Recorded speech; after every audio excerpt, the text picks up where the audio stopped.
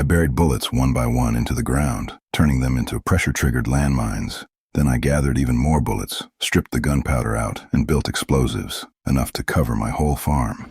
To set them off, I dug a trench across the property and filled it with gasoline. I set up detonation devices along the enemy's path and covered every trap with grass. But I knew the tunnels beneath the ground would be my real weapon. That's where the war would be won.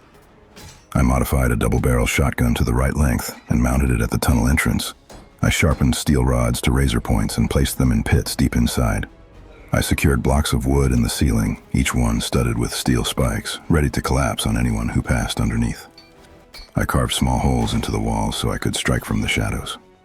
There were so many traps that I had to memorize every last one, or I'd risk triggering them myself. And if anyone was lucky enough to survive all that, I'd be waiting with my compound bow, drawn to maximum weight, so no one had a chance to escape. I set claymores and C4 throughout the tunnels too. This wasn't like my past battles. I wasn't fighting to survive. This time I was fighting for revenge. I was going to turn this place into their graveyard. What kind of enemies could push me this far? Even at nearly 70 years old? It all came down to my daughter. I never married, never had kids of my own. Not until I was 50 did I adopt her. She was my whole world. But when she grew older, she wanted to go to Mexico to find her biological father. I warned her not to go. I told her the man was scum. But Lisa wouldn't listen.